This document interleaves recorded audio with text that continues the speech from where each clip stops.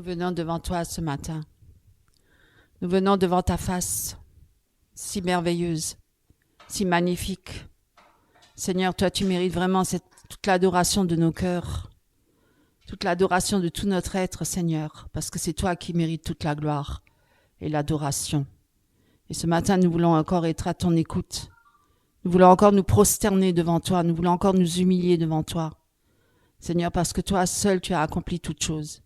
C'est toi qui nous as sauvés. C'est toi qui nous as délivrés de nos péchés. C'est toi, Seigneur, qui nous as lavés et purifiés pour nous amener dans ta maison, dans ton royaume. Seigneur, et nous voulons vraiment avoir un cœur reconnaissant ce matin. Au nom de Jésus-Christ, Amen. Alors, je vais continuer dans ce que j'ai dit la semaine dernière par rapport à, justement, pour toutes ces personnes qui sont peut-être petites et insignifiantes dans le monde actuel ou dans le milieu chrétien, les petits, les pauvres, les misérables, les rejetés, les méprisés, ceux qui vraiment s'attachent fermement à Christ. Ce matin, je veux vraiment encore les encourager. Je veux encore vraiment avoir un cœur pour eux, parce que c'est vrai que ils ont peut-être pas, ils brillent peut-être pas dans le monde, et peut-être au sein de l'église non plus. Peut-être qu'ils sont assis au fond de la salle, peut-être qu'ils sont malades ou infirmes, ou peut-être qu'ils ont une situation difficile dans leur vie. Ce matin, je veux vraiment les encourager, qu'il y a quelqu'un qui pense à eux, c'est le Seigneur. S'il y a personne qui pense à eux, mais au moins le Seigneur pense à eux.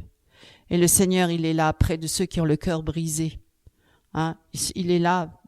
Dieu est là pour ceux qui l'invoquent, pour ceux qui crient à lui. Il entend le cri du misérable, le cri de celui qui souffre. Il entend dans le secret de sa chambre, il entend celui qui invoque sa grâce et sa miséricorde, parce qu'il reconnaît qu'il est perdu. C'est vrai que Dieu résiste aux orgueilleux et fait grâce aux humbles. C'est vrai que beaucoup de ceux qui veulent pas de Dieu, c'est parce que généralement ils pensent qu'ils n'ont pas besoin de Dieu, qu'ils arriveront à s'en sortir tout seuls. Et d'ailleurs, l'orgueil de l'homme dans ce monde, c'est ça. Il veut régler les situations, les problèmes de la vie et du monde, pour ceux qui sont au pouvoir, sans consulter Dieu, évidemment, et sans laisser Dieu agir. Mais Jésus l'a dit lui-même, mon royaume n'est pas de ce monde. Et effectivement, ce monde-là, il passera, et toute sa convoitise aussi. Donc, c'est vrai que nous ne devons pas rechercher à, comme certains chrétiens le disent, impacter ce monde pour changer le monde-là. Le monde-là, on n'arrivera pas à le changer, parce que ce monde-là, il va à sa perte.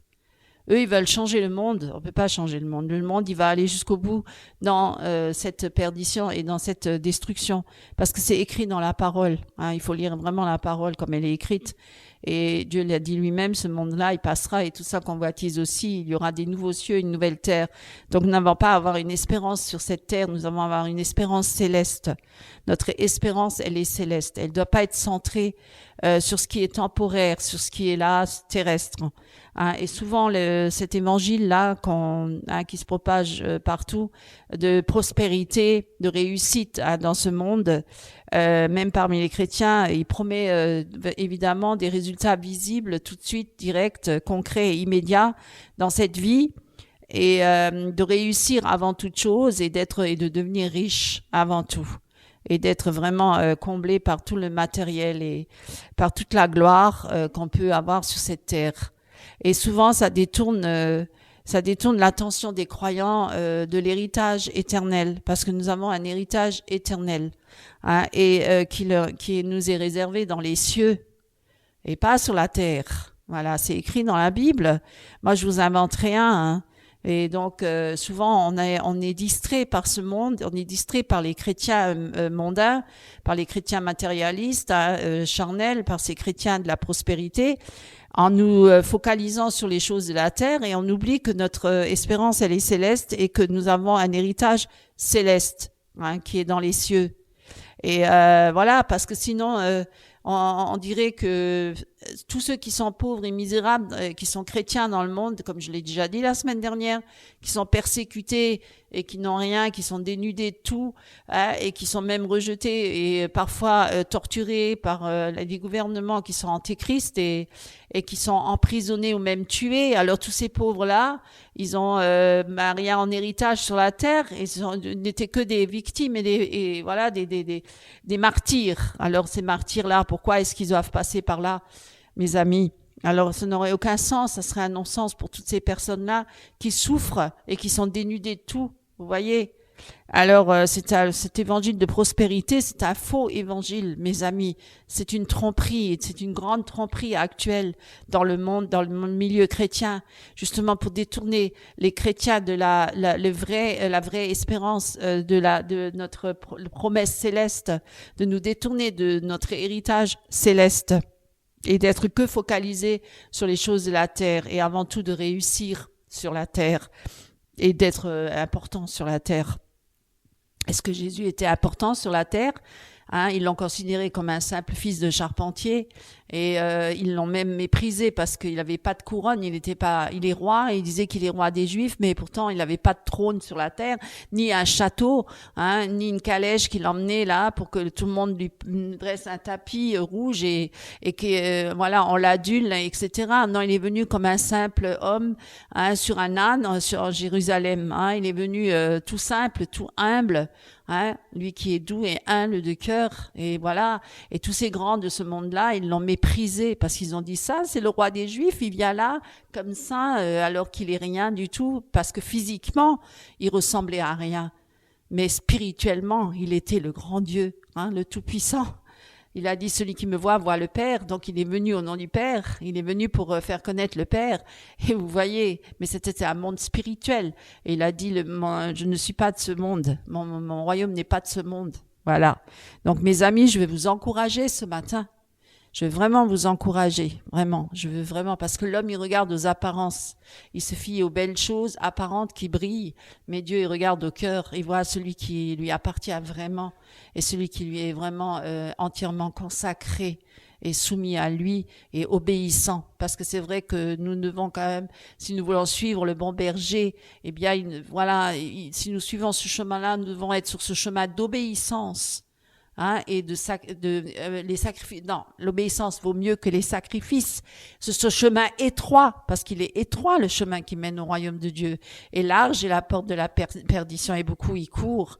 Et nous devons vraiment sonder nos cœurs et voir et vraiment examiner si nous sommes réellement sur ce chemin étroit avec Christ, si nous sommes réellement avec Christ, ou si nous sommes encore sur ce chemin large avec tous ces chrétiens charnels et mondains et avec tous ceux du monde. Mes amis, je vous en prie, ce n'est pas une condamnation ou une accusation. Au contraire, c'est une exhortation ce matin à vous encourager de revenir pleinement à Christ. Jésus a dit, la porte est encore ouverte. Vous pouvez encore venir et vous tourner vers Christ. Il n'est pas trop tard. Mais le jour où il sera trop tard, quand la porte elle sera fermée, ça sera fini. Ce jour-là, plus personne ne pourra venir à Christ. Et il y aura un jour comme ça, terrible, le jour du jugement. Et moi, je vous dis qu'aujourd'hui, c'est encore le temps de la grâce. Et c'est pourquoi j'invite vraiment tous ceux qui sont rétrogrades ou ceux qui se sont endurcis dans le cœur, ou tous ceux qui sont sur une mauvaise voie, ou tous ceux qui sont égarés, de revenir pleinement à Christ, ou de tous ceux qui ne sont pas encore convertis, de venir à la repentance, à la croix, où Jésus est mort sur la croix pour nos péchés, où il a versé son sang, où il a souffert pour nous. Est-ce qu'on réalise vraiment à quel point il est mort pour nous, à notre place, pour nos péchés que nous méritions la mort. Nous méritions l'être loin de Dieu, coupés de Dieu, parce que nous avons transgressé les lois. Nous méritions vraiment d'aller en enfer, mais mes amis, c'est Jésus qui a payé le prix. Il nous a rachetés, il nous a sauvés, il nous a arrachés de notre vaine manière de vivre.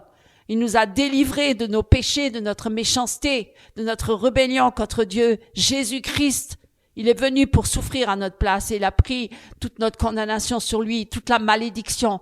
Il l'a pris sur lui de la loi parce qu'il l'a accompli pour nous. Il a tout accompli sur la croix. Il a souffert. Il a souffert terriblement, comme aucun homme n'a souffert sur la croix. Aucun homme n'a souffert autant que Jésus-Christ. Et il est mort à 33 ans, très jeune. Il aurait pu dire, non, je veux vivre ma vie. Je veux réussir dans ce monde. Je veux devenir riche et je veux avoir une gloire sur cette terre. Il aurait pu se dire, ouais, non, je veux être le meilleur, le plus grand des hommes. Je veux être celui qui domine sur toute la terre. Voilà, c'est ce que le diable, il voulait le tenter dans le désert. Mais il a refusé. Il a refusé cette tentation.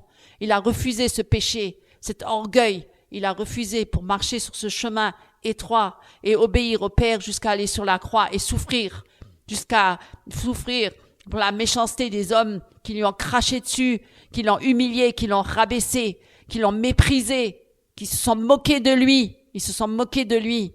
Ils l'ont dit, oh, lui là, c'est le roi des rois, le roi des Juifs, le Fils de Dieu, c'est Dieu parmi les hommes. Vous croyez? Bien oui, ils ont dit non, c'est une folie.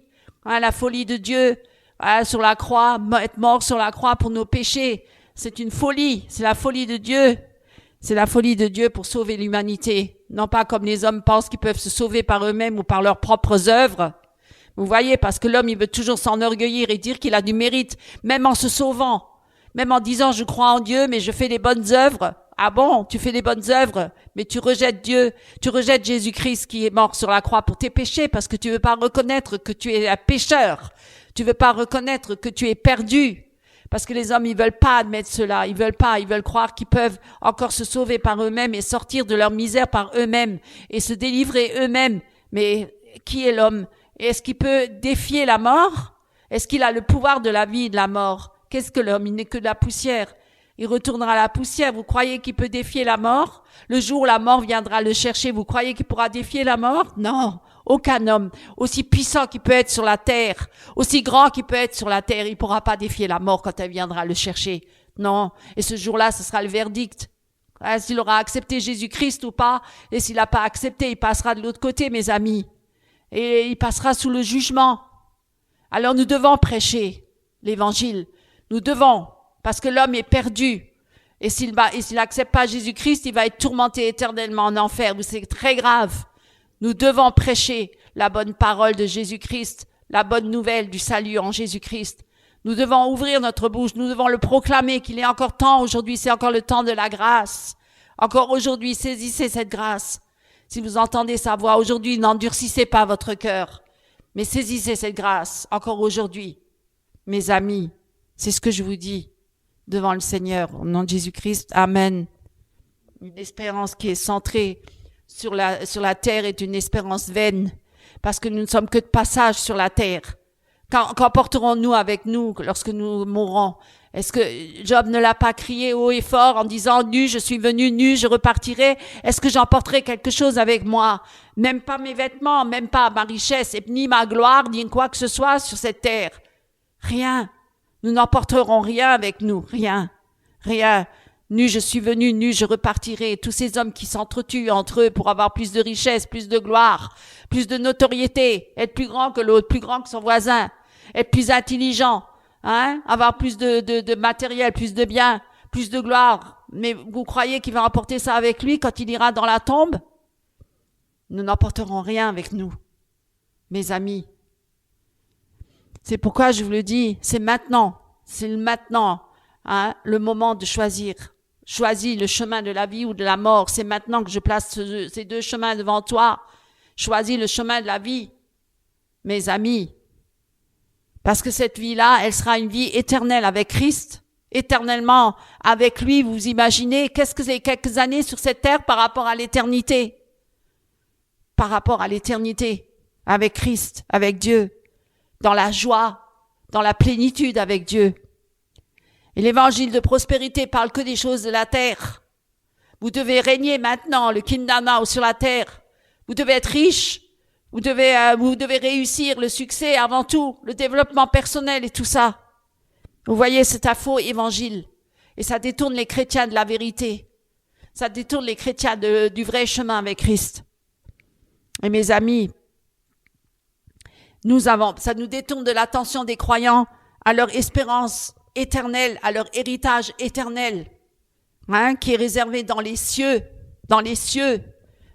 Cela s'oppose à l'espérance chrétienne qui est basée sur l'éternité. Et lisez avec moi Hébreux chapitre 13 verset 14. Et je le répète, je l'ai déjà dit la semaine dernière, car nous n'avons point ici-bas de cité permanente, mais nous cherchons celle qui est à venir. Les promesses terrestres risquent de détourner les chrétiens de leur vocation spirituelle, les amenant à idolâtrer le succès matériel. Vous voyez, hein? Je vous le dis, réfléchissez là-dessus. Qu'est-ce qui veut dire la cité permanente ici-bas? L'affirmation biblique selon laquelle nous n'avons point ici-bas de cité permanente, mais nous cherchons celle qui est à venir exprime une vérité qui est centrale dans la foi chrétienne. Les croyants appartiennent à un royaume céleste et non pas terrestre, hein, et non à ce monde passager. Ne regardez pas aux choses de la terre, regardez à Christ, levez les yeux vers le ciel, là où le Seigneur nous a préparé une place merveilleuse. Il a dit, je m'en vais auprès du Père, je vais vous préparer une place et lorsque je reviendrai, je viendrai vous chercher. Et c'est ça que nous devons espérer. Le retour du Seigneur qui viendra nous chercher, nous enlever avec lui sur les nuées et être avec lui éternellement. C'est pourquoi nous devons nous réjouir, mes amis. Même qu'il y a des chrétiens qui se réjouissent, même lorsqu'ils sont persécutés, ils se réjouissent. Même certains martyrs, ils ont loué Dieu quand ils étaient là en train d'être torturés ou martyrisés ou tués, hein, brûlés vifs ou être crucifiés, la tête à l'envers même, hein, ou tués, flagellés ou bien lapidés. Eh bien, ils ont vu la gloire de Dieu et c'est ça leur espérance. Étienne, il a vu Jésus-Christ à la droite du Père, il a vu la gloire de Dieu. Mes amis, c'est ce que nous devons espérer, de voir la gloire de Dieu. Hein, Blandine et d'autres, bien d'autres encore, bien d'autres martyrs. Et de nos jours, il y a des martyrs. Mes amis, je veux justement encourager tous ces gens qui sont martyrs aujourd'hui, qui souffrent à cause de la méchanceté de leurs prochains, qui sont là en train de les faire souffrir, hein, par leur méchanceté, par le mal.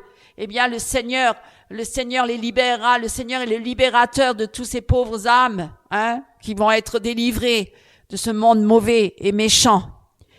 Et je vais vous dire une chose, la nature, voici une réflexion approfondie par rapport au fait que les croyants appartiennent à un royaume céleste et éternel et non pas à ce monde passager. La nature transitoire de la vie terrestre, la vie sur terre est décrite dans les Écritures. Elle est décrite, hein. Elle dit, la gloire de l'homme n'est qu'une vapeur qui passe, hein, ou comme une fleur qui fleurit une saison et qui se fane et c'est fini. Hein, la vie d'un homme, elle est finie. Rapidement, hein. La vie sur terre est décrite dans les Écritures comme temporaire et fugace. Ça veut dire que ça va passer très vite, très vite. Alors nous sommes de passage dans ce monde et tout ce qui est attaché, les richesses, gloire et succès est périssable, mes amis. Et on peut le lire dans le psaume 90, verset 10.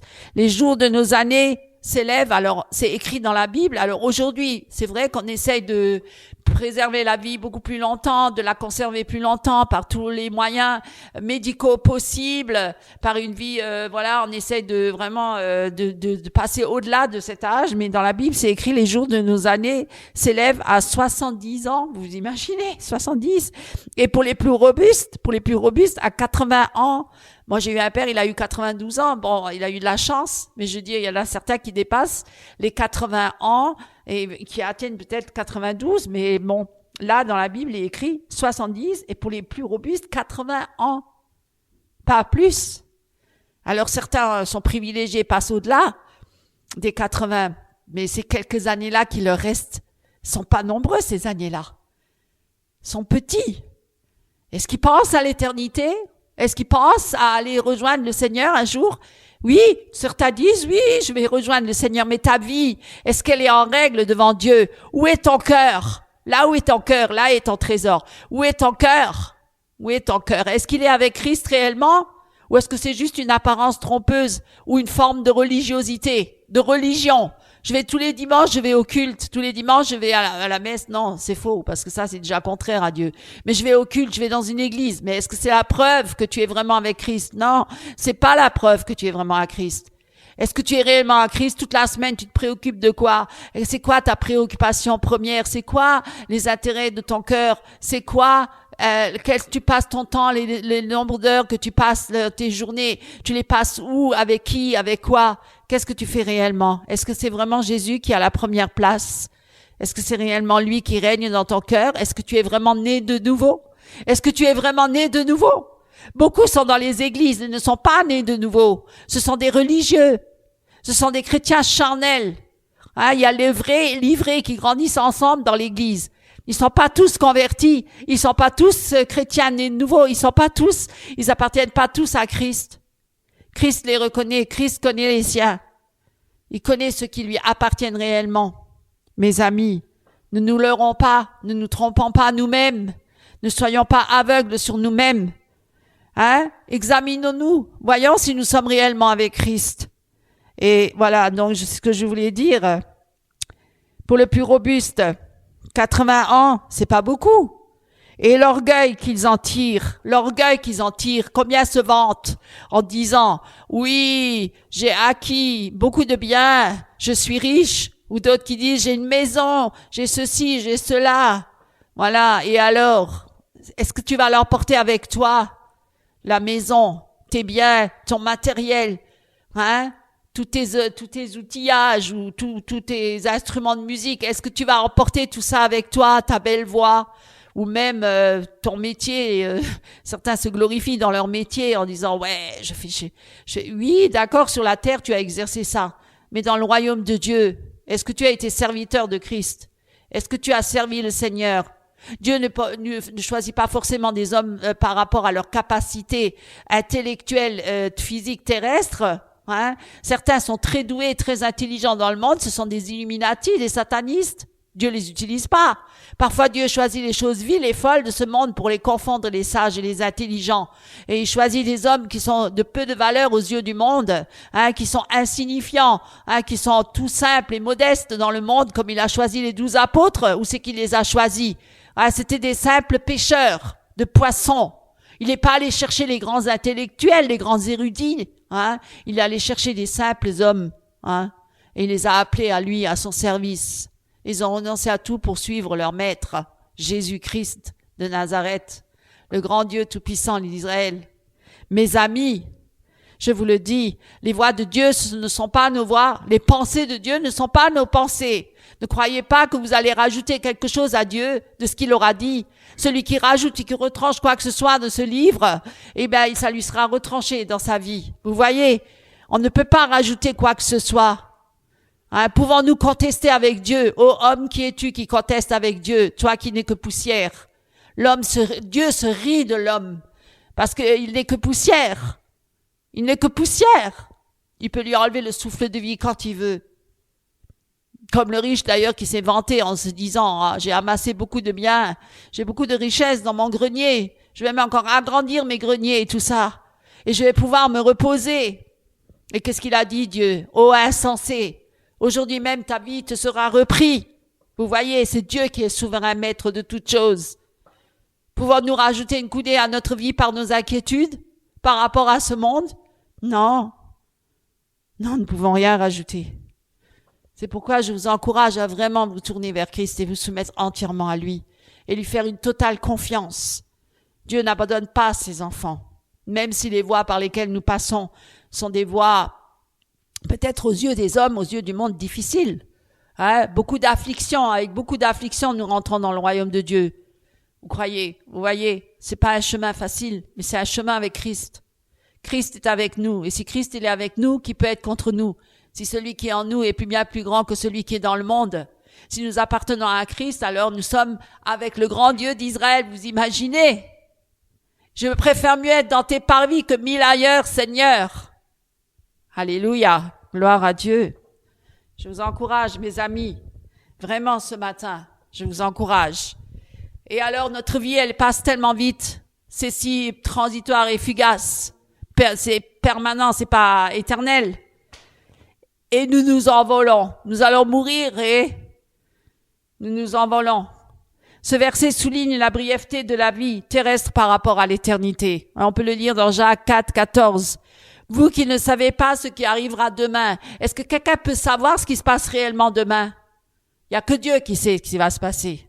Mais nous, qui sommes-nous? Nous ne pouvons rien Nous ne pouvons rien, nous sommes tout petits, mes amis. Nous n'avons pas beaucoup de pouvoir. Hein? Qu'est-ce que votre vie? Vous êtes une vapeur qui paraît pour un peu de temps et qui ensuite disparaît. Vous voyez combien d'hommes célèbres et de femmes célèbres ont disparu. Alors on voit encore leur nom sur parfois les noms de rues, hein, ou parfois ils ont construit un grand monument, la Tour Eiffel, Monsieur Eiffel ou quoi que ce soit. Vous voyez, alors ils ont peut-être dans le cimetière un plus grand, on va dire hôtel que les autres, hein, une tombe un peu plus luxueuse que les autres. Et on passera devant, on dira waouh, ce fut un grand homme. Mais est-ce que devant Dieu il était un grand homme, mes amis? Vous voyez, hein, votre vie, qu'est-ce qu'elle est? Elle est qu'une vapeur qui paraît pour un peu de temps et qui ensuite disparaît. Ces passages rappellent que tout ce qui est terrestre est provisoire. Provisoire. Par conséquent, il serait insensé de fonder notre existence uniquement sur les choses matérielles ou visibles. Hein. Une cité céleste, voilà notre destination finale. Pour ceux qui se tournent à Christ et qui sont nés de nouveau. Notre espérance est céleste et nous avons une cité céleste. La nouvelle Jérusalem, mes amis. Hein? C'est ça notre destination finale. Et vous pouvez lire dans Hébreux, chapitre 11, verset 10. Il est écrit qu'Abraham, même Abraham, attendait la cité qui a de solides fondements, celle dont Dieu est l'architecte et le constructeur. Là où il n'y a pas eu la main d'un homme, c'est la main de Dieu. C'est pas pareil. C'est pas la même construction que ce que les hommes y construisent. Vous voyez, c'est éternel. Cette cité céleste est une image de la nouvelle création promise par Dieu, où il régnera éternellement avec son peuple. C'est magnifique. Nous serons avec Dieu éternellement dans sa présence, mes amis. C'est merveilleux. C'est magnifique. Réjouissons-nous pour cela. Et on peut dire dans Apocalypse, chapitre 21, versets 2 à 4, qui décrit cette cité comme la nouvelle Jérusalem. Et je vais y descendre du ciel, d'auprès de Dieu, la ville sainte, la nouvelle Jérusalem, préparée comme une épouse qui s'est parée pour son époux. Et il essuiera toute larme de leurs yeux. Oui, il n'y aura plus de larmes. La mort ne sera plus. Il n'y aura plus ni deuil.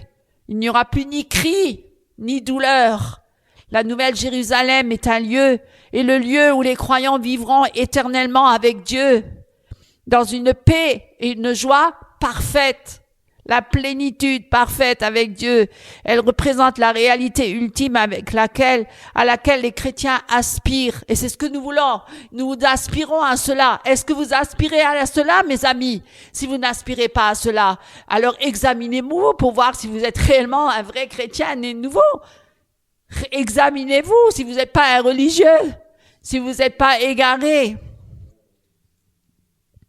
Mes amis, examinez-vous, à quoi aspirez-vous? Les croyants, ce sont des étrangers, des voyageurs sur la terre. La Bible enseigne que les croyants sont des étrangers et des voyageurs sur la terre. Leur véritable appartenance est céleste et leur séjour terrestre est temporaire.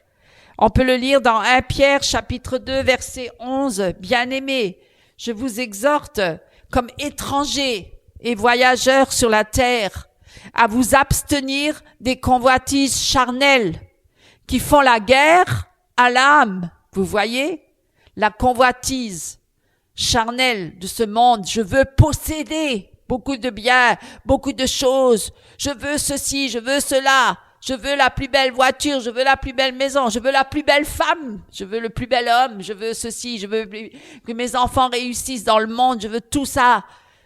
C'est pas mauvais en soi, dans le sens que, bien sûr, qu'il faut vivre sur la terre, il faut travailler pour payer nos factures et tout ça. Bien sûr.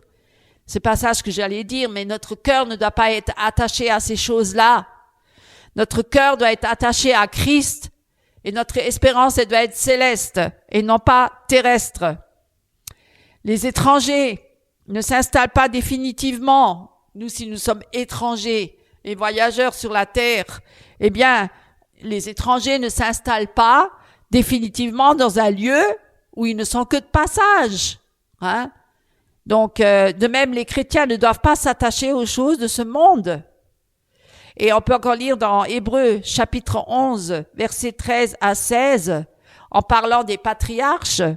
Tous ceux-là sont morts dans la foi. Tous ces patriarches sous l'ancienne alliance, ils sont morts dans la foi. Ils avaient la foi en Dieu, en l'éternel.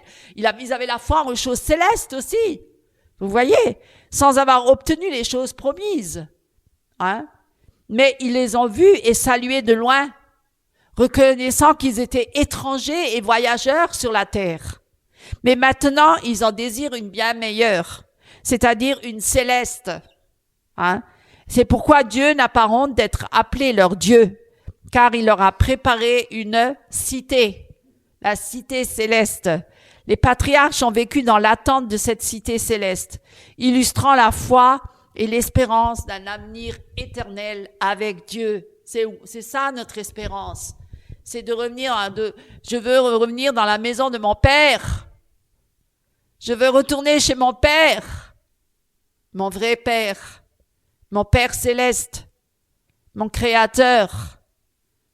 Mon Père charnel, ce n'est qu'un homme,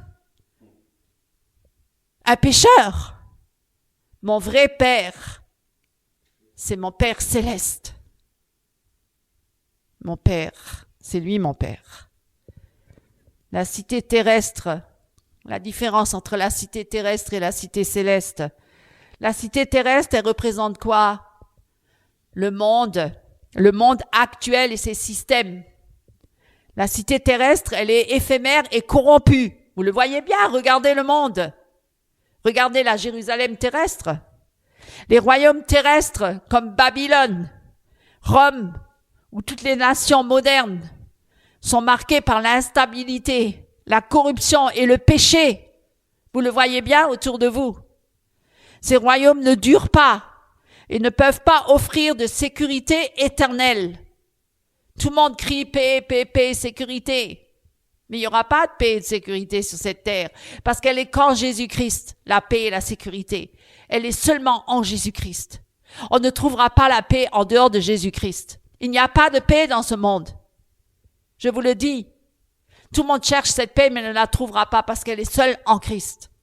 Au nom de Jésus-Christ. Amen. Daniel 2, verset 44. Mais Jésus aussi est venu avec une épée, Il n'est pas venu pour apporter la paix, il est venu pour apporter la division. La division entre le père et le fils, entre la belle-mère et la belle-fille, entre le père et le fils ou la fille. Vous voyez, même dans la famille, il y aura des divisions. Même dans la famille. Le Dieu des cieux. Ces royaumes ne durent pas et ne peuvent pas offrir de sécurité éternelle. Seul en Jésus-Christ, nous avons cette paix et cette sécurité éternelle. Et vous pouvez lire avec moi encore dans Daniel, chapitre 2, verset 44. Le Dieu des cieux suscitera un royaume qui ne sera jamais détruit. Jamais. Et ce royaume ne passera point sous la domination d'un autre peuple. Alléluia. Alléluia. Ça, c'est la domination, c'est le royaume de Dieu. Personne ne pourra s'emparer de ce royaume-là. Merci Seigneur, c'est lui qui règne. Le roi des rois, le Seigneur des seigneurs, le Dieu tout-puissant. La cité céleste, elle est éternelle et parfaite. Contrairement au royaume humain. Vous voyez bien l'imperfection de tous les royaumes humains. Les hommes, ils n'arrivent plus à s'en sortir avec tous les problèmes qu'ils ont. Dans tous les sens du terme, à tous les niveaux. Pourquoi? Parce que le péché est grand sur la terre, la rébellion. Parce qu'ils se sont détournés du vrai Dieu d'Israël. Mais un jour, le Dieu d'Israël viendra avec sa puissance et son autorité. Et il triomphera de toutes les nations. Et toutes les nations plieront le genou devant lui. Au nom de Jésus-Christ. Amen. La cité céleste, elle est éternelle, stable, exempte de péché. Il n'y a pas de péché dans le royaume de Dieu. Aucun pécheur n'entrera dans le royaume de Dieu. Aucun pécheur, aucun impur, aucun impudique, aucun menteur, aucun voleur, aucun magicien. Vous voyez, aucun adultère, aucun fornicateur, personne n'entrera dans le royaume de Dieu. Nous avons besoin de Jésus-Christ pour entrer dans le royaume de Dieu. C'est Jésus qui est la porte. Sans Jésus, nous ne pouvons pas rentrer dans le royaume de Dieu. Nous avons besoin de Jésus qui nous lave et nous purifie de nos péchés pour que nous puissions transparaître devant Dieu, libres et lavés et purifiés de nos péchés devant Dieu l'Éternel. Parce que Dieu est saint. Il est esprit et vie. Nous ne pouvons pas comparaître devant lui sans Jésus qui s'est substitué à nous, qui va dire là, je les ai rachetés, ils m'appartiennent, ils sont à moi. Je les ai sauvés. C'est pourquoi il faut passer par Jésus-Christ, par le brisement de notre chair, l'humiliation, devant la croix. Jésus a tout accompli. Je les ai rachetés, ils m'appartiennent, ils sont à moi. Je les appelle tous par leur nom. Il les reconnaît. Merci Seigneur, alléluia, amen.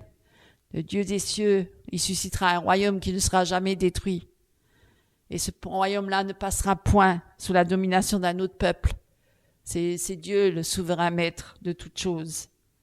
Et ce royaume-là, il sera établi éternellement, pour l'éternité. Contrairement au royaume humain, qui sont passagers. La cité céleste, elle est éternelle. Et dans Jean, on peut le lire, chapitre 18, verset 36. Mon royaume n'est pas de ce monde. Mon royaume n'est pas de ce monde. Les implications pour la vie chrétienne sont importantes. Il faut déjà qu'il y ait un détachement des choses terrestres. Nous devons nous détacher des choses terrestres dans notre cœur, âme et esprit, sachant que la terre n'est pas notre demeure définitive. Les chrétiens doivent garder un détachement face aux richesses, face à la gloire, face au pouvoir, face aux ambitions de ce monde. Ça ne veut pas dire qu'il faut rien faire, qu'il faut s'asseoir dans un coin et on bouge plus. Non, on va travailler. On peut faire des choses, mais notre cœur doit être détaché de tout ça. Il ne doit pas être attaché à ces choses-là. Il doit être libre. Nous devons être libres, même si on exerce un métier ou même si on a une gloire sur la terre en tant que musicien ou autre, je ne sais pas. On doit être détaché de ces choses-là, détaché. Mes amis. D'ailleurs, dans Matthieu, on le lit, Matthieu 6, versets 19 à 21. Ne vous amassez pas des trésors sur la terre, où la teigne et la rouille détruisent, et où les voleurs percent et dérobent. Mais amassez-vous des trésors dans le ciel. Donc des trésors spirituels, mes amis. Et méditez la parole, lisez, demandez à Dieu quels sont les trésors spirituels que je dois acquérir. Voilà ce qui est important. Les croyants sont appelés à orienter leur vie vers les valeurs éternelles et non pas terrestres, en plaçant leur espoir dans les promesses de Dieu. Et vous pouvez encore lire dans Colossiens, chapitre 3, versets 1 à 2. Cherchez les choses d'en haut, où Christ est assis à la droite de Dieu. Affectionnez-vous aux choses d'en haut, et non à celles qui sont sur la terre. La persévérance aussi dans les épreuves. Si nous passons par des épreuves, nous devons persévérer. Reconnaître que la terre n'est pas notre demeure finale. Permet de supporter combien de chrétiens persécutés sur la terre supportent les épreuves, supportent le mal, la méchanceté, supportent toutes ces choses parce qu'ils ont une espérance céleste, parce qu'ils savent que leur demeure, ce n'est pas la terre, que leur demeure finale, c'est le ciel. Ne craignez pas ceux qui tuent le corps, mais craignez celui qui tue le corps et l'âme. Vous voyez, on peut tuer le corps, mais on ne peut pas tuer l'âme. Si elle appartient à Christ. C'est pourquoi tous ces martyrs-là, ils louaient Dieu même en étant sur la croix, malgré qu'ils souffraient. Et même Jésus a dit, Père, je te remets mon esprit. Vous voyez? Et il a souffert dans le corps. Oh oui, il a beaucoup souffert. Il a beaucoup souffert. Dans 2 Corinthiens, et nous devons supporter les difficultés avec patience, en anticipant la gloire à venir. Nous avons une gloire, oui, dans le ciel. Nous régnerons avec Christ éternellement. Et c'est pas maintenant, là, le Kingdom Now, le dominionnisme. Oui, nous régnerons avec Christ. Et nous pouvons encore lire dans 2 Corinthiens, chapitre 4, versets 17 à 18. Nos légères afflictions du moment présent produisent pour nous, au-delà de toute mesure, un poids éternel de gloire, parce que nous regardons non point aux choses visibles, mais à celles qui sont invisible. Oui, le monde, il marche par la vue, par la chair, et nous marchons par le Saint-Esprit. Nous marchons par l'Esprit. Et nous regardons aux choses invisibles, spirituelles, et non pas physiques, charnelles. Mes amis, l'exemple de Jésus-Christ. Jésus-Christ lui-même, il a vécu comme un homme détaché, des choses de ce monde. Est-ce qu'il cherchait à s'enrichir? Est-ce qu'il cherchait à avoir une gloire? Mais regardez sa vie. Regardez sa vie de près. Et nous devons être des disciples de Christ. Donc nous devons suivre son modèle. Si nous voulons ressembler à Christ, nous devons suivre son modèle, son exemple. Est-ce qu'il s'est enrichi sur la terre? Est-ce qu'il a eu une gloire sur la terre? Est-ce qu'il a eu des titres? Oui, le roi des Juifs, avec une couronne d'épines sur la tête quand il était crucifié. Vous voyez? Alors Jésus lui-même a vécu en homme détaché des choses de ce monde, fixant son regard sur la mission céleste que le Père lui avait confiée. Quelle est la mission que Dieu vous a confiée, mes amis? De dominer sur les autres chrétiens et de les dépouiller de leurs biens? De manipuler les assemblées chrétiennes pour s'enrichir? Vous croyez que c'est ça la mission que Dieu vous a donnée? Réfléchissez à la mission que Dieu vous a donnée, à quoi vous avez été appelés. Et retournez dans les voies de Dieu, retournez vers le bon berger qui prendra soin de vous. Nous devons regarder aux choses du ciel, sur la mission céleste que le Père nous a confiée. Est-ce que nous sommes dans la volonté de Dieu? Est-ce que nous accomplissons vraiment la volonté de Dieu? Est-ce que nous sommes dans l'obéissance? Luc, chapitre 9, verset 58. Car Jésus a dit, « Les renards ont des tanières et les oiseaux du ciel ont des nids. Mais le Fils de l'homme n'a pas où reposer sa tête. » Vous pensez que Benny Hinn, quand il voyageait en jet privé et qu'il allait dans les hôtels de luxe 4 étoiles, les palaces, comme les stars hollywoodiennes, il reposait sa tête sur un coussin en or? Vous croyez que Jésus, il dormait dans le luxe et dans la luxure et avec tout de l'or autour de lui? Oui, dans la Nouvelle Jérusalem. Il est né dans une étable. On l'a mis dans un mangeoire. Son berceau. Vous imaginez, mes amis? Mais le Fils de l'homme n'a pas où reposer sa tête. Cette déclaration montre que Jésus ne s'est pas enraciné dans ce monde, mais qu'il vivait en anticipation de l'accomplissement du royaume de Dieu. D'ailleurs, il a dit, mon royaume n'est pas de ce monde, et je ne combats pas avec les armes de ce monde. Ne pas avoir de cité permanente ici-bas signifie que les chrétiens doivent se voir comme des citoyens du ciel, vivant temporairement sur terre en attendant la pleine manifestation du royaume de Dieu. Cela appelle à vivre avec un esprit de détachement, se concentrer sur les choses éternelles, persévérer avec foi dans l'espérance de la vie éternelle avec Dieu. Le chrétien, tout en vivant dans ce monde, doit se souvenir que sa véritable maison est auprès de Dieu, dans la cité céleste éternelle qu'il a préparée pour ceux qui lui appartiennent. Vous voyez? Alors, l'évangile de prospérité tend à présenter Jésus comme un moyen d'acquérir quoi? Des biens matériels. Ah oui, certains le disent, viens à Jésus, il va te rendre riche. C'est ce qu'il prêche, l'évangile de prospérité. Tu vas réussir dans tes œuvres. Tu rentres dans ta destinée. Vous le connaissez, tous ces termes-là. Sors de ton confort et développe le développement personnel. Tous ces termes-là, toutes ces méthodes purement humaines, charnelles, diaboliques, commerciales, pour réussir, entrepreneuriat, etc., pour être des leaders, entrepreneuriat dans le monde, pour impacter le monde, la société. Mais tout ça, c'est un faux évangile, mes amis.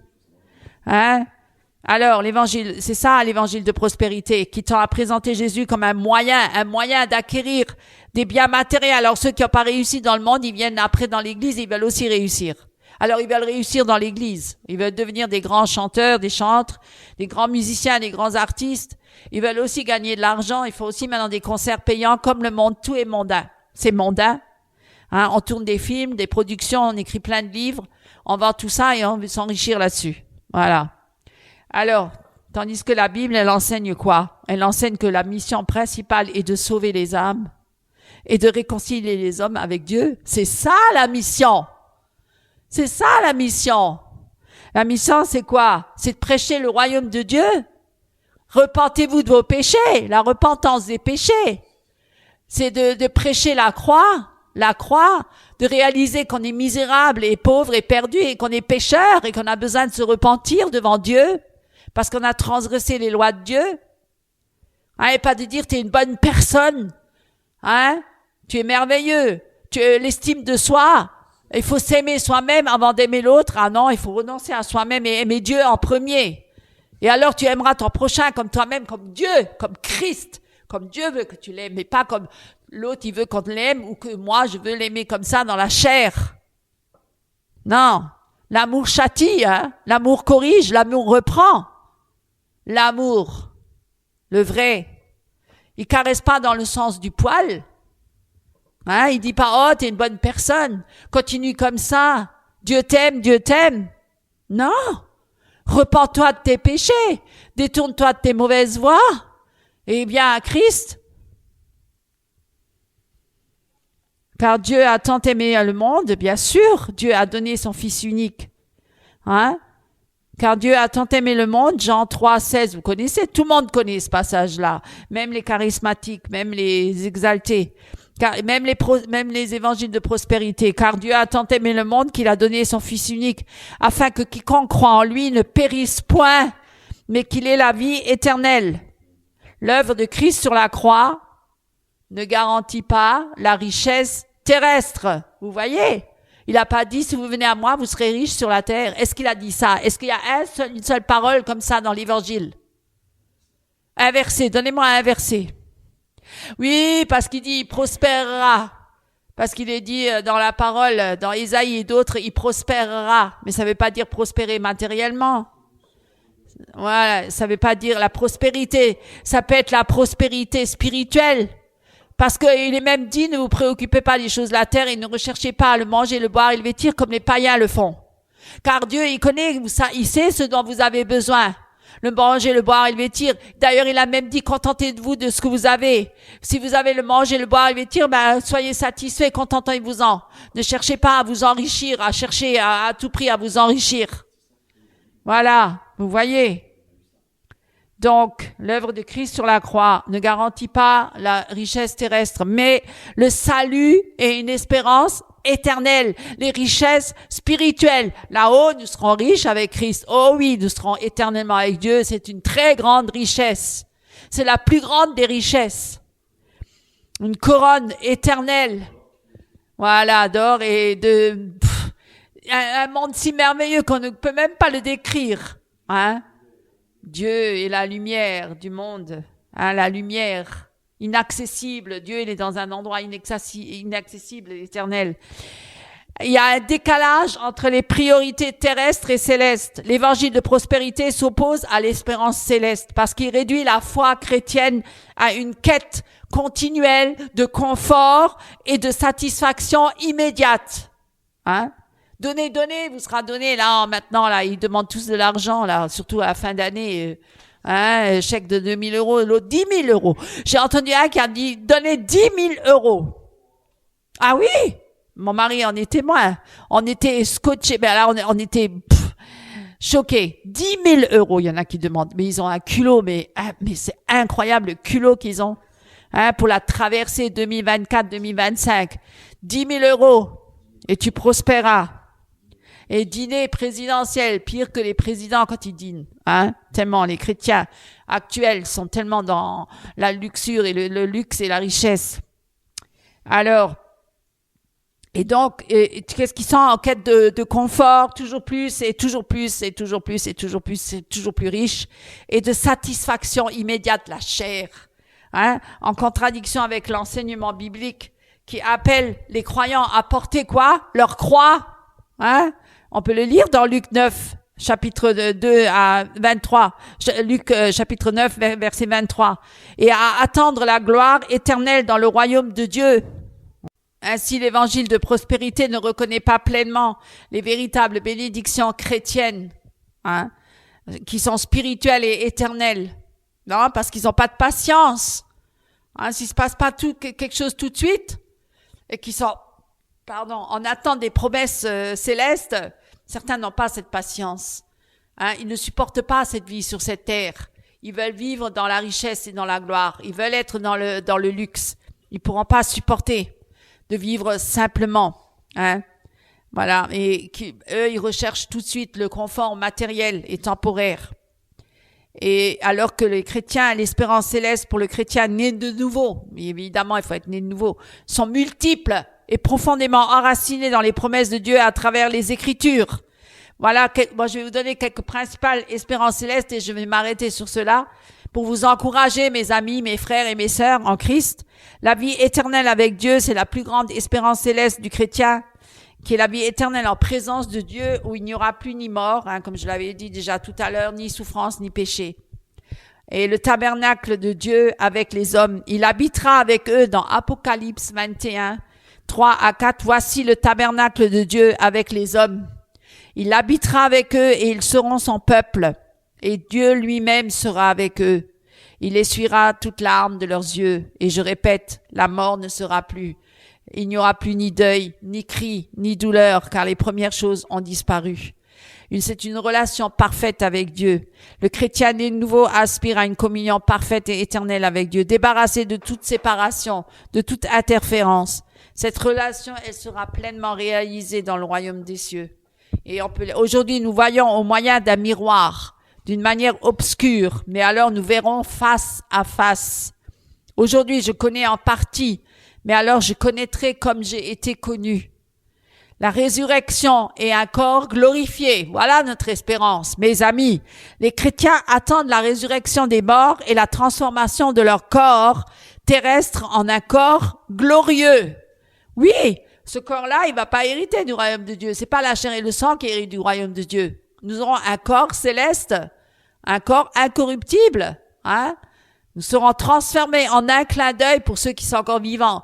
Et pour ceux qui sont morts, ils vont ressusciter premièrement, un corps céleste, et ceux qui sont vivants sur la terre, et nous serons tous emportés sur les nuées avec Christ, pour être éternellement avec Christ. Mais nous sommes citoyens des cieux, d'où nous attendons aussi comme sauveur le Seigneur Jésus-Christ qui transformera notre corps humilié. Parce que ce corps-là, il vieillit, Vous voyez déjà aujourd'hui, moi aussi, je vieillis. On vieillit. Donc, ce corps humilié, parce que regardez, dans le monde, on glorifie toujours le corps. Le corps, la jeune personne, la belle personne, les belles femmes jeunes et belles. On va faire des chirurgies esthétiques sur chirurgie esthétique pour montrer ce corps. Les hommes qui veulent être musclés et grands et forts et bien habillés. Toujours le corps, les apparences. Mais là, on sera transformé, notre corps humilié en le rendant semblable à son corps glorieux. Et vous pouvez lire ça dans 1 Corinthiens 15, 52, 53.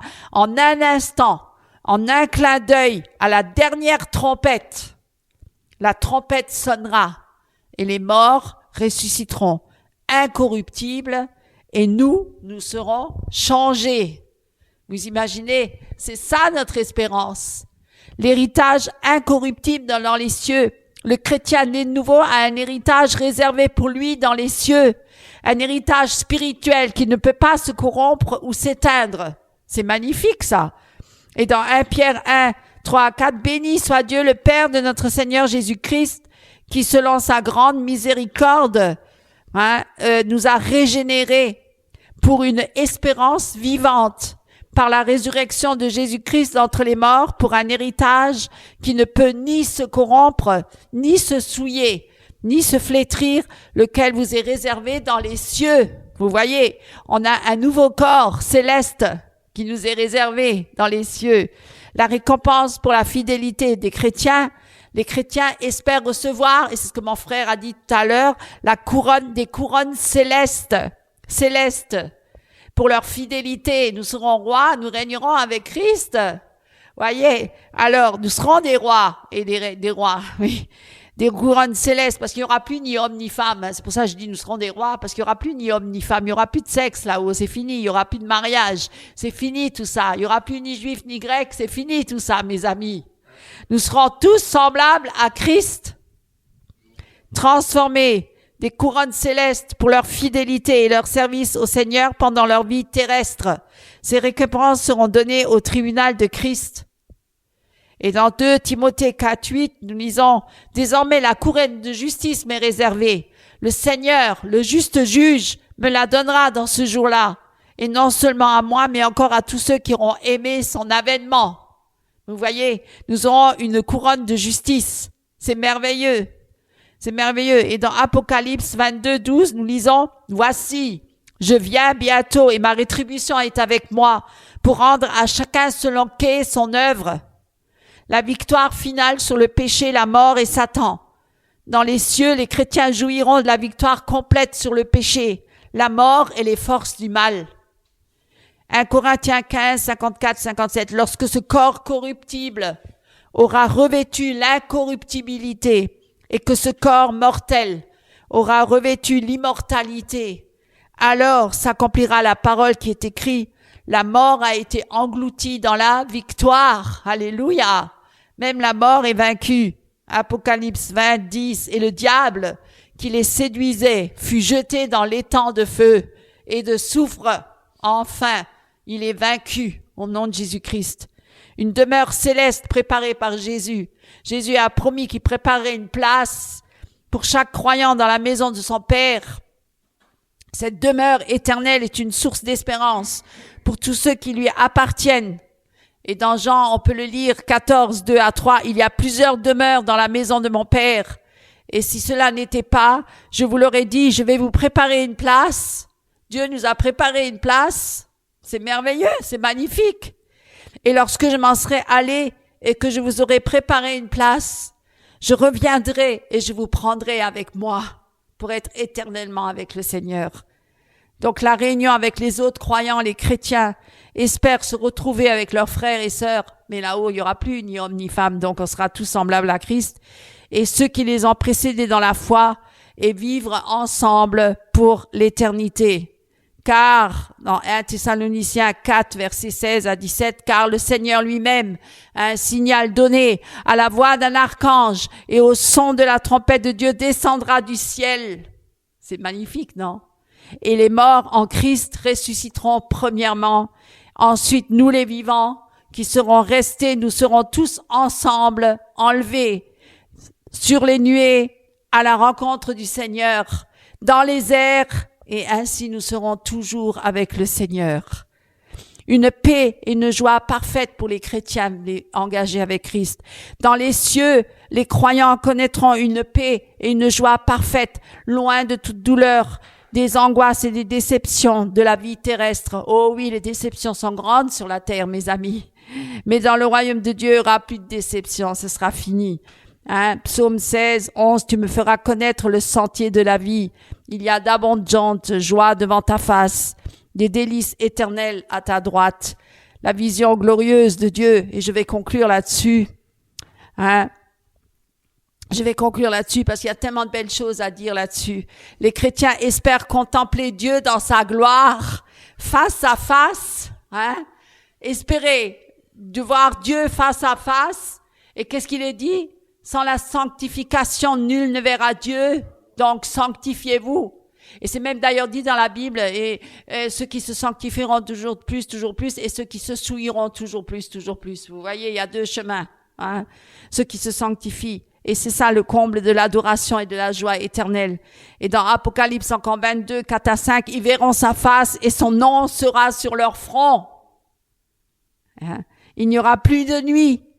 Et ils n'auront besoin ni de lampe, ni de lumière, parce que le Seigneur Dieu les éclairera, et ils régneront au siècle des siècles. Amen. L'espérance céleste du chrétien né de nouveau, mes amis, englobe la vie éternelle, la communion parfaite avec Dieu, la victoire sur le péché et la mort, un héritage incorruptible, des récompenses éternelles et une joie indescriptible dans la présence de Dieu. N'est-ce pas merveilleux tout ça? Ces promesses sont une source de force. Je veux ce matin vous encourager à vous fortifier en Christ, à vous fortifier et de persévérer. Persévérez jusqu'au bout. Ne lâchez pas la main du Seigneur.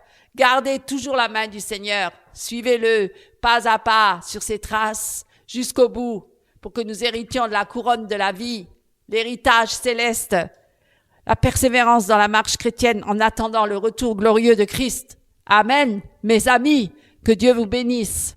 Amen. Bonjour mes frères et sœurs en Christ. Ce matin, je lis dans la parole de Dieu, dans 2 Corinthiens. Le titre s'intitule « Réconcilier avec Dieu par le Christ », du verset 11 au verset 21. Nous savons donc ce que signifie reconnaître l'autorité du Seigneur et nous cherchons à convaincre les gens.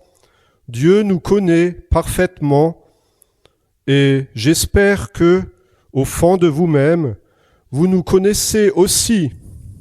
Nous ne voulons pas de nouveau nous recommander nous-mêmes auprès de vous, mais nous désirons vous donner l'occasion d'être fiers de nous. Ainsi, vous aurez de quoi répondre aux personnes qui tirent leur fierté des apparences extérieures et non de ce qui est dans le cœur. Si nous avons été insensés, c'est pour Dieu que nous l'avons été. Si nous sommes dans notre bon sens, c'est pour vous. En effet, l'amour du Christ nous saisit.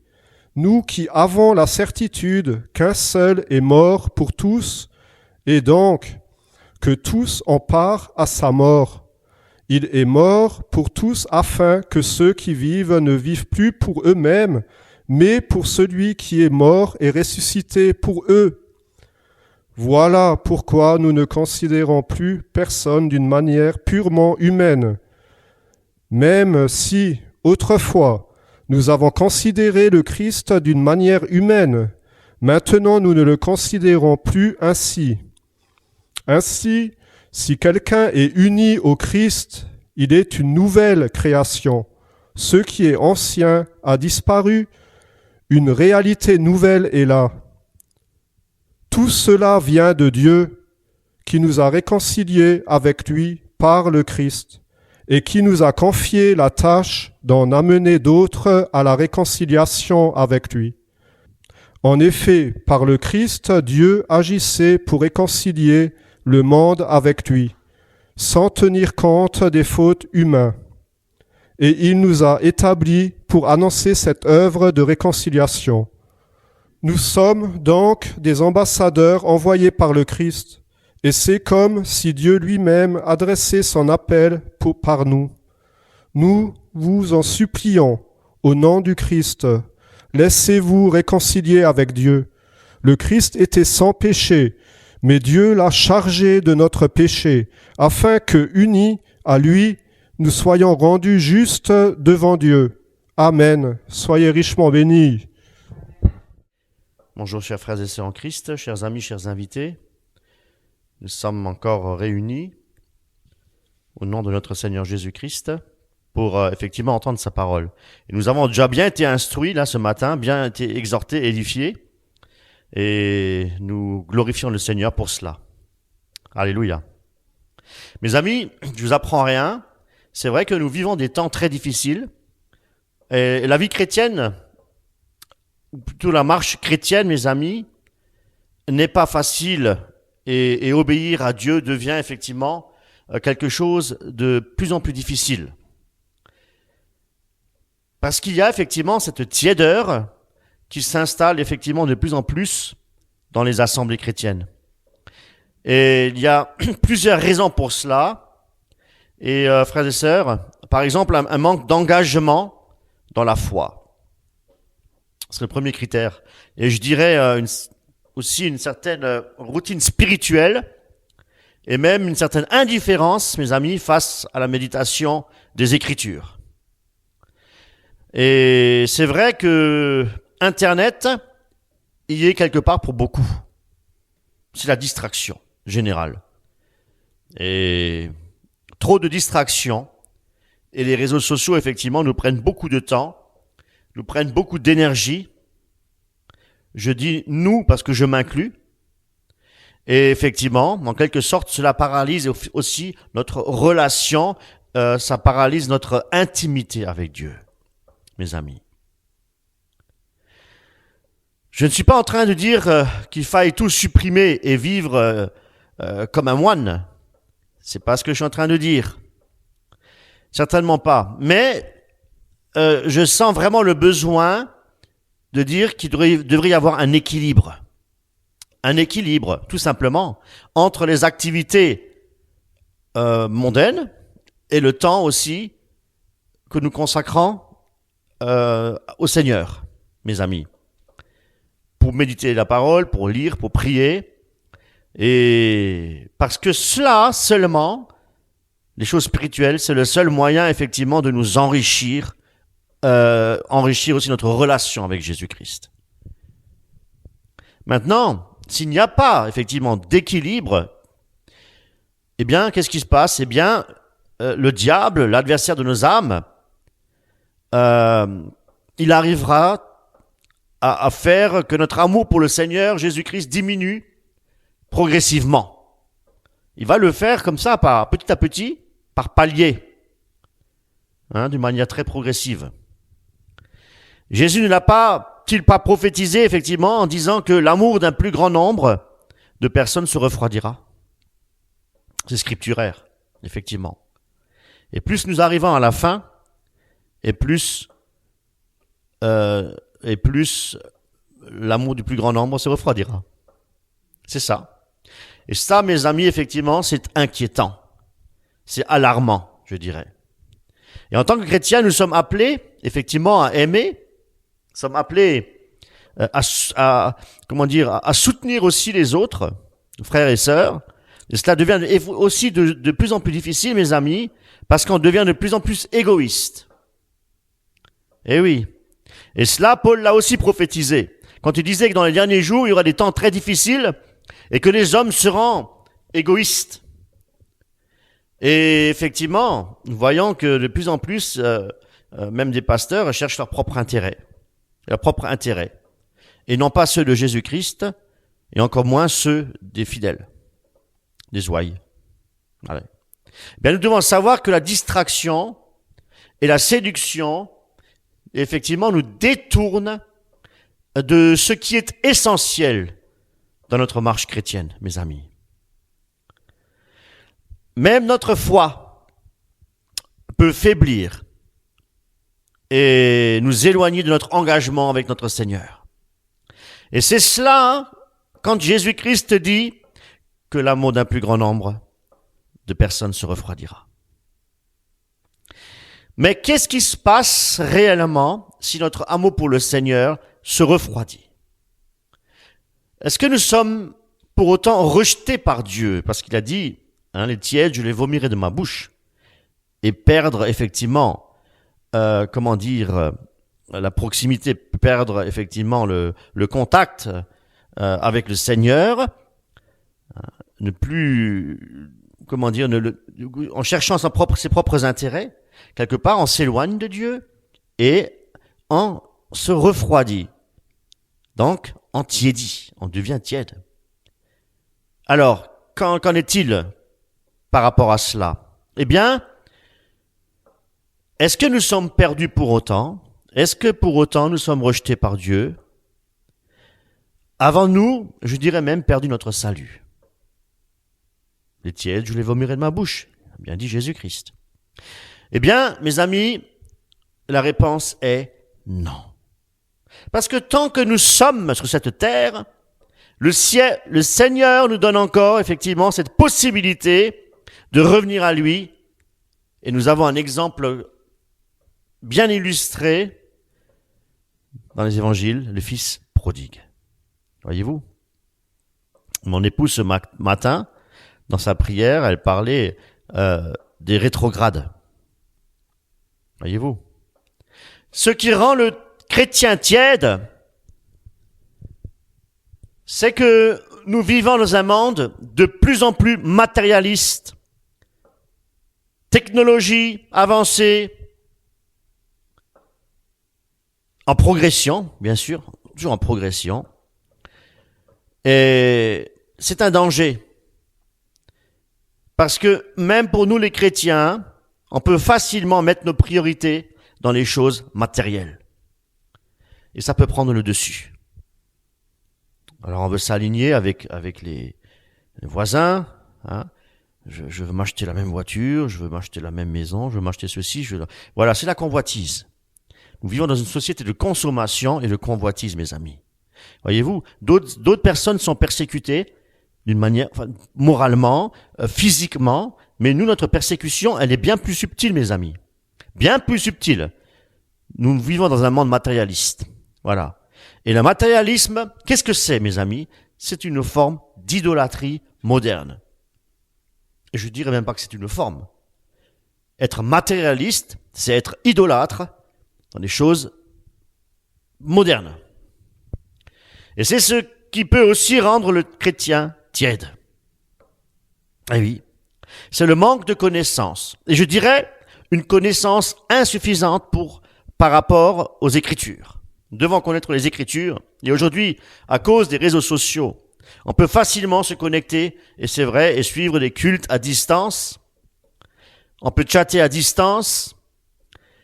Mais cela, mes amis, quelque part, ça réduit, ça fragilise aussi notre relation fraternelle. Bien sûr.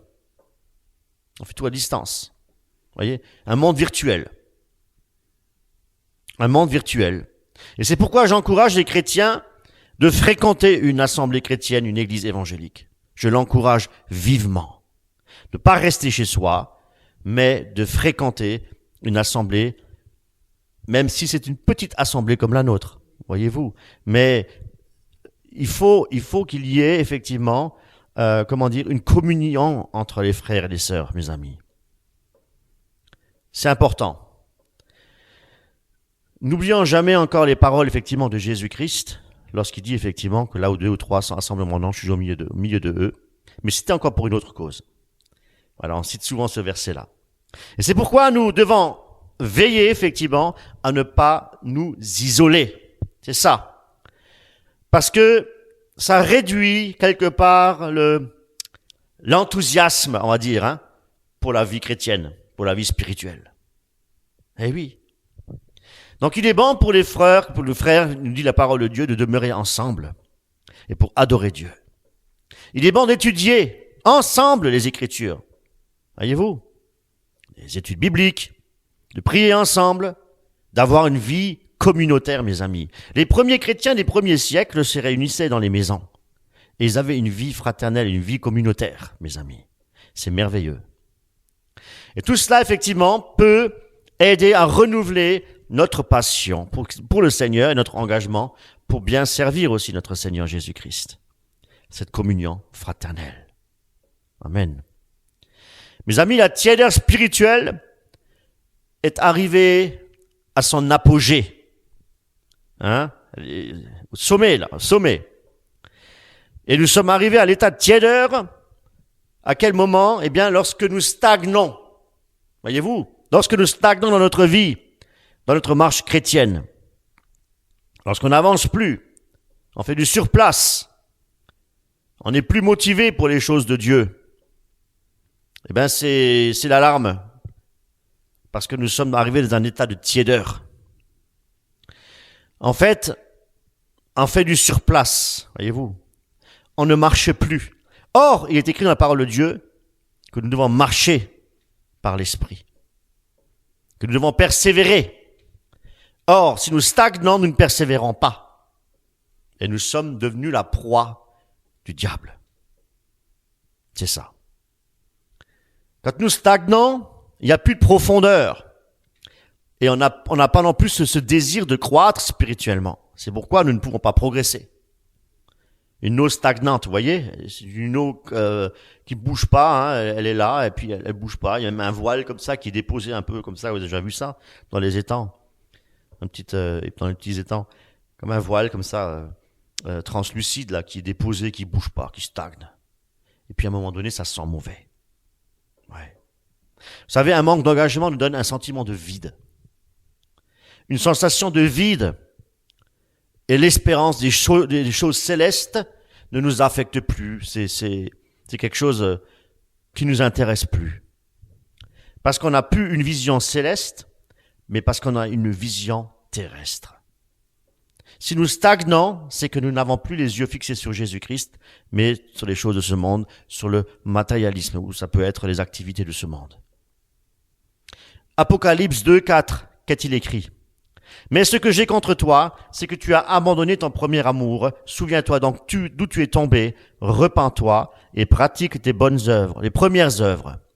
Sinon je viendrai à toi et j'ôterai ton chandelier de sa place, à moins que tu ne te repentes. Voyez-vous, à moins que tu ne te repentes. Nous allons à présent nous concentrer effectivement sur ces deux versets des Écritures de l'Apocalypse, là, chapitre 2, verset 4. Il est dit au chapitre 2, verset 4, effectivement, que le Seigneur a un reproche à faire à tous ceux qui spirituellement ne sont plus réellement engagés dans les voies de Dieu, engagés dans le service, dans l'adoration, dans la communion fraternelle, dans la vie de prière et dans la méditation aussi des Écritures. Jésus dit, ce que j'ai contre toi, c'est-à-dire, j'ai un reproche à te faire, hein, pour parler en français courant, j'ai un reproche à te faire. C'est que tu as abandonné ton premier amour. Tu l'as abandonné.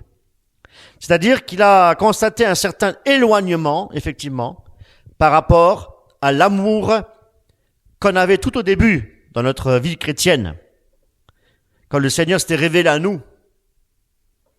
Notre foi, notre relation avec Dieu, quelque part, elle s'est atténuée. Vous voyez, comme une flamme qui brille, une flamme qui brûle, qui brille, dans tout son éclat. Et puis, à un moment donné, on la voit comme ça, elle faiblit, elle devient tout petite. Hein. Elle est presque éteinte, mais elle est encore visible à l'œil. Hein, elle est encore visible à l'œil. Hein, dans la bougie. Et puis, elle s'éteint comme ça progressivement. Quand il n'y a plus de cire, à un moment donné, il n'y a plus de flamme. Voyez-vous? Et c'est très dangereux. C'est très très dangereux parce qu'on perd progressivement la foi, on perd progressivement l'espérance dans les choses célestes, mais on perd aussi l'amour de Dieu. Parce que lorsque nous sommes en Jésus-Christ, l'amour de Dieu demeure en nous. Et si nous ne sommes pas en Jésus-Christ, l'amour de Dieu ne demeure pas en nous. Donc nous sommes loin de Dieu. C'est pourquoi il est dit, l'amour d'un plus grand nombre se refroidira. Si on perd le premier amour. Le Seigneur rajoute, souviens-toi donc d'où tu es tombé. Qu'est-ce que ça veut dire? Ça veut dire que, une autre traduction qui dit, souviens-toi d'où tu es déchu. Bonne traduction. En fait, c'est plus un avertissement, un reproche que Jésus fait à l'église d'Éphèse pour montrer ce qui lui est arrivé. Voyez-vous? Elle est tombée, c'est-à-dire qu'elle avait chuté parce qu'elle a justement perdu son premier amour. Et cela, par manque de zèle. Un manque de zèle, ça provoque quoi? Eh bien, ça provoque la chute. Quand il n'y a plus de zèle, si on n'est plus zélé pour la parole de Dieu, nous allons stagner. Et l'étape après la stagnation, ça dit ça, stagnation, hein? C'est la régression. Et nous tombons dans les choses anciennes. Éphésiens 6, 15, il est dit, mettez pour chaussure à vos pieds le zèle que donne l'évangile de paix. Ne plus pratiquer les bonnes œuvres, c'est quelque part tomber. Parce que si nous avons du zèle pour le Seigneur, nous pratiquons les bonnes œuvres.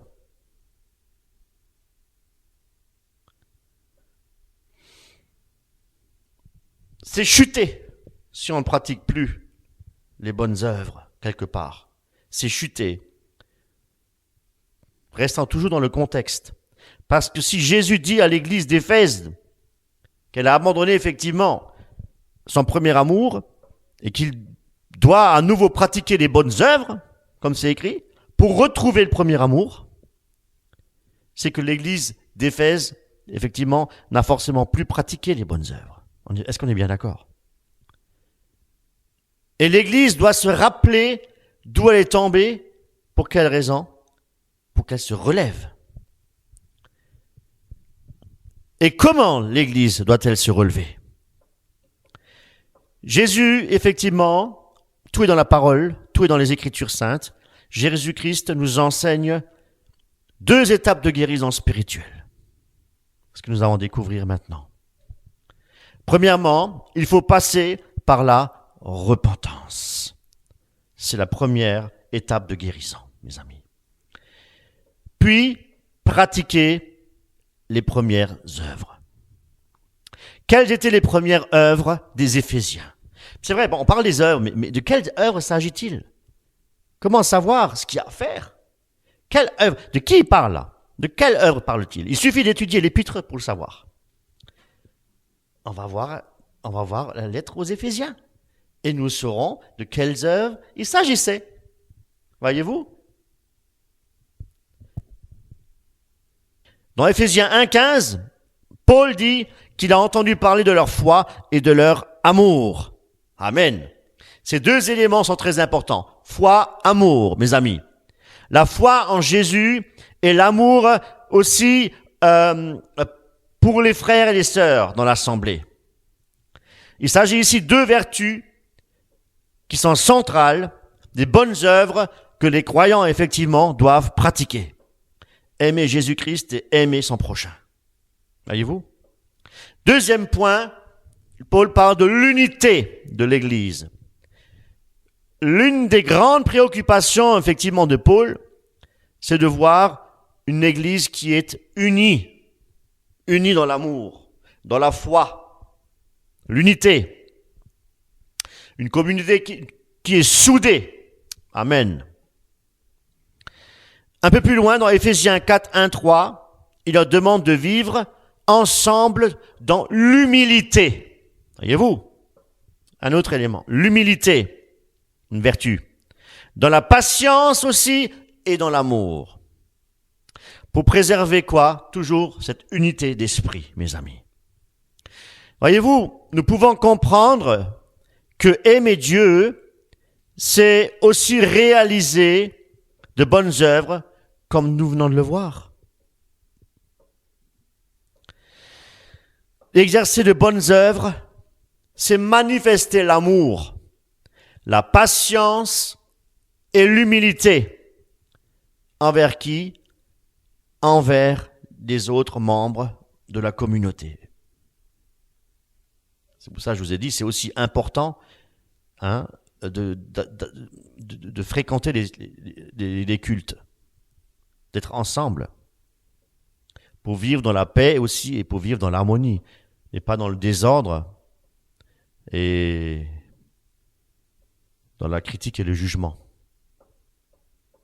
En fait, il faut savoir qu'il s'agit de bonnes œuvres que Dieu a préparées d'avance, comme il dit dans Éphésiens, chapitre 2, verset 10. Paul rappelle effectivement que chaque croyant est créé pour accomplir de bonnes œuvres que Dieu a préparées à l'avance. Voyez-vous? Nous avons été créés pour accomplir des bonnes œuvres. C'est incroyable quand même. Ça veut dire que chaque effort, chaque acte d'amour envers les autres, ça fait partie du plan de Dieu pour nous. Eh oui. Paul nous demande également d'être une lumière dans ce monde. Paul encourage aussi les Éphésiens à mener une vie de pureté et d'exemple. Dans Éphésiens 5, chapitre 5, versets 8 à 10, il est dit de vivre comme des enfants de lumière, en pratiquant des œuvres bonnes et des œuvres véritables. Les bonnes œuvres comprennent donc aussi des actes de charité et de bonté envers notre prochain. Un dernier point, c'est de vivre dans la vérité et la pureté. Éphésiens chapitre 4, versets 25 à 32. Paul exhorte effectivement les croyants à éviter quoi? Le mensonge, à éviter la colère, à éviter l'amertume. Les bonnes œuvres incluent donc toutes des actions de vérité. Les bonnes œuvres incluent aussi des actions de le pardon et la douceur aussi envers les uns, envers les autres. Si quelqu'un a un péché, qu'on le reprend avec douceur et avec amour. Nous allons à présent dans Apocalypse chapitre 2, verset 4, concernant le reproche de Jésus aux Éphésiens. Jésus parle à l'église d'Éphèse et la félicite pour plusieurs bonnes œuvres. Parce qu'elle a fait de bonnes œuvres. Et il la félicite, effectivement. Il les encourage concernant leur travail, leur persévérance, il les encourage pour tout cela, effectivement. Leur lutte aussi contre les faux enseignants et aussi toute leur endurance qu'ils doivent supporter dans la souffrance. Cependant, Jésus, c'est vrai que il leur fait aussi ce reproche. Ils ont abandonné leur premier amour. Et quand il dit « Souviens-toi d'où tu es tombé », effectivement, repens-toi et pratique tes premières œuvres. Mais qu'est-ce que signifie au juste vraiment ce reproche? Eh bien, en fait, dans Apocalypse chapitre 2, verset 4, Jésus reproche à l'église d'Éphèse de faire beaucoup de bonnes œuvres, mais ces œuvres sont faites sans amour. Voyez-vous? Bien qu'ils soient actifs, bien qu'ils soient persévérants, et qu'ils se battent même pour défendre la vérité, mais leur cœur n'était plus passionné pour Jésus-Christ. L'amour pour le Seigneur s'est refroidi. Ils font effectivement les œuvres du Seigneur. C'est vrai, mais leurs actions ne sont plus motivées par l'amour profond et sincère pour Dieu. Voyez-vous, on peut faire des choses sans amour, mais on le fait. On peut faire des œuvres, même des œuvres caritatives, voyez-vous. Jésus veut nous rappeler que même, mes amis, même si nous faisons des choses justes et des choses bonnes, comme par exemple prier les uns pour les autres, servir dans l'église, ça ne sert à rien si nous le faisons tout cela sans amour pour le Seigneur. Même pour la louange, même pour toutes ces choses-là. C'est l'amour qui doit être en premier. C'est l'amour qui doit être la force derrière toutes nos œuvres que nous accomplissons, mes amis. 1 Corinthiens 13, 3, il est dit, « Si je distribue tous mes biens pour nourrir les pauvres, et si je livre mon corps pour être brûlé, mais si je n'ai pas l'amour, cela ne me sert de rien. » Voyez-vous, ce verset nous montre clairement que l'amour est primordial. L'amour. Même si nous faisons des sacrifices, même si nous faisons de grandes œuvres, même si nous pouvons, comme il dit, déplacer les montagnes par la foi, si je n'ai pas l'amour, je ne suis rien. Si elles ne sont pas motivées par l'amour pour Dieu et pour les autres, elles ne sont vraiment pas agréées par notre Seigneur. Rappelons aussi avec l'offrande de Caïn, Dieu regarde au cœur de l'homme. Posons-nous la question, faisons-nous des œuvres bonnes par amour pour le Seigneur, ou est-ce que nous faisons des œuvres bonnes par simple routine, ou peut-être même en nous sentant un peu obligés de faire quelque chose pour le Seigneur. Bien, alors ce que le Seigneur recommande effectivement aux Éphésiens, c'est de retourner à leur premier amour. Et le Seigneur nous demande ce matin aussi, frères et sœurs en Christ, que nous devons retourner à notre premier amour.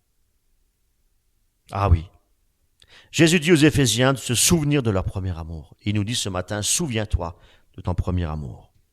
Il fait référence au moment où ils étaient encore passionnés pour servir Jésus-Christ dans l'amour, dans la paix, dans la joie, tout au début de leur foi. Eh bien, au début, ils étaient prêts à tout abandonner. Tout. Pour le servir, parce qu'ils l'aimaient. Un amour sincère et le vrai désir de le servir. Mais avec le temps, cet amour, quelque part, a diminué. Voyez, je vais vous donner un exemple concret. Un enfant, lorsqu'on lui fait un présent, eh bien, nous sommes un peu dans la période là, période de Noël. Eh bien, quand on fait un présent à un enfant, au départ, il est passionné. Il est dans la joie et il joue avec son jouet. Mais à un moment donné, au fil du temps, on le voit de moins en moins jouer et puis il ne porte plus aucun intérêt sur son jouet. Eh bien, c'est pareil pour nous. C'est pareil pour nous, mes amis. Avec le temps, notre amour pour le Seigneur peut diminuer. Ben, Jésus leur demande de revenir à cet amour. Et le Seigneur, ce matin, nous convie à revenir à cet amour, premier amour. Il leur dit que même si leurs œuvres sont bonnes, elles ne suffisent pas si elles ne viennent pas profondément du cœur. Voyez-vous? Jésus veut que nous soyons toujours remplis de ce même amour ardent pour lui, comme au début. C'est ce qu'il a demandé aux Éphésiens, c'est ce qu'il nous demande à nous ce matin. Apocalypse 2,5. Souviens-toi donc d'où tu es tombé, repens-toi et fais tes premières œuvres. Ici, Jésus leur dit de se souvenir de quelle manière ils servaient Dieu au début. Ils servaient Dieu avec beaucoup d'amour, avec beaucoup de ferveur, voyez-vous, d'ardeur. Il leur demande de revenir à cet état. Le feu, être bouillant pour le Seigneur. Parce que les tièdes seront vomis de la bouche de Dieu. Froid ou bouillant, nous devons être bouillants pour le Seigneur. De revenir à leur premier amour pour faire les bonnes œuvres, pour retrouver le vrai sens, leur vraie puissance. Voyez-vous? Parce qu'une œuvre faite pour le Seigneur, dans l'amour pour le Seigneur, est une œuvre puissante, mes amis, aux yeux de Dieu. Eh bien, cela nous enseigne que nous devons régulièrement examiner effectivement notre cœur, nous demander si notre amour pour Jésus est toujours aussi fort qu'au début. Voyez-vous? Voyons à présent le danger de la routine, de l'habitude. Les bonnes œuvres peuvent devenir une routine, c'est vrai, comme je le disais tout à l'heure, avec le temps. Il est facile de commencer à faire des bonnes choses juste par habitude, mais il n'y a pas derrière tout cela un engagement. Cela peut arriver à tout chrétien, c'est vrai, même à ceux qui servent Dieu depuis longtemps même. Et c'est pourquoi, quelque part, nous devons régulièrement veiller et aussi nous remettre en question sur notre état spirituel. Jésus avertit l'église d'Éphèse, c'est vrai, que ce danger est un danger réel. Parce que le diable veut nous endormir, nous anesthésier, voyez-vous. Et il le fait progressivement. Ils ont peut-être fait de bonnes œuvres, mais sans avoir l'esprit et le cœur réellement engagés. Il leur dit de se repentir et de changer, de revenir à cet amour sincère qu'ils avaient autrefois. Hébreux 2, 1. C'est pourquoi il faut que nous fassions encore plus attention à ce que nous avons entendu de peur que nous nous égarions. Ce verset nous avertit de faire attention quant à notre relation avec le Seigneur et notre amour pour lui. Nous devons veiller. Pourquoi nous devons veiller? Nous devons veiller à ce que notre foi, à ce que nos prières, nos engagements ne deviennent pas une habitude, mais que notre relation avec le Seigneur reste vivant, plein d'amour, d'enthousiasme, pour servir avec efficacité. Sans amour réel, avec un cœur tiède, nous ne pouvons pas avec efficacité servir le Seigneur. Cela montre que dans notre vie chrétienne, notre foi doit rester active et non pas passive, voyez-vous. Notre amour pour Jésus devrait normalement augmenter de jour en jour. Augmenter. Si elle n'augmente pas, elle stagne. C'est la tiédeur. C'est ça, mes amis. Tous les jours, nous devons nous nourrir de la parole de Dieu. Tous les jours, nous devons apprendre de Dieu et grandir spirituellement. Grandir en maturité spirituelle, mes amis. Dieu nous a laissé un merveilleux cadeau, oui, la parole. Parce que la parole de Dieu est une lampe à mes pieds, une lumière sur mon sentier. Nous devons méditer. La parole nous dit les Écritures, jour et nuit. Nous devons méditer pour être dans sa présence, dans la présence de l'Esprit Saint. Parce que toute Écriture est inspirée de Dieu. Nous devons rester dans les Écritures. C'est ça. Nous voyons dans l'Épître aussi aux Éphésiens, Paul parle des bonnes œuvres comme étant des actions qui montrent aussi leur foi. Les bonnes actions qui montrent l'amour et des actions qui montrent l'unité de l'esprit, l'unité des croyants, mes amis, et la lumière de Dieu dans le monde. Amen. Cependant, dans Apocalypse 2:4, Jésus avertit effectivement l'église d'Éphèse qu'elle avait fait de bonnes œuvres. Elle avait fait des bonnes œuvres, c'est vrai, mais qu'elle a perdu son premier amour. C'est pourquoi, si nous faisons de bonnes œuvres, écoutez bien, elles doivent toujours être motivées par un amour profond et sincère pour Jésus-Christ. Sinon, elles n'ont aucune valeur devant le Seigneur. L'appel de Jésus à l'église d'Éphèse est aussi un appel pour nous aujourd'hui, mes amis. Nous devons revenir à ce premier amour et que cet amour guide nos actions. Non pas pour notre gloire personnelle. Nous ne devons rien faire pour notre gloire. Mais que toute chose, tout ce que nous faisons, nous devons le faire pour Jésus. Voyez-vous, toutes les actions, tout ce que nous faisons, nous devons le faire pour la gloire de Dieu et pas pour notre gloire personnelle. Que ce soit chanter dans les louanges, que ce soit faire jouer un instrument de musique, que ce soit quoi que ce soit, dans le service du culte chrétien dominical, tout doit être fait pour la gloire de Dieu, mes amis. Nous devons rechercher l'humilité. Nous devons rechercher l'esprit d'unité, mes amis, dans l'Église. Que tout soit fait avec amour pour que le Seigneur Jésus-Christ soit glorifié. Colossiens 3:22. Serviteurs, obéissez en toutes choses à vos maîtres selon la chair. Non pas seulement sous leurs yeux, comme pour plaire aux hommes, c'est ce que je viens de dire, mais avec une simplicité de cœur. Oui, l'humilité. Simple de cœur, c'est l'humilité, mes amis. Dans la crainte du Seigneur. Travaillez à votre salut avec crainte et tremblement. Avec humilité, ça veut dire. Tout ce que vous faites, faites-le de bon cœur, comme pour le Seigneur, et non pour des hommes. Sachant, mes amis, que vous recevrez du Seigneur l'héritage. Revenant vraiment et pratiquant les bonnes œuvres, les premières œuvres, comme les Éphésiens.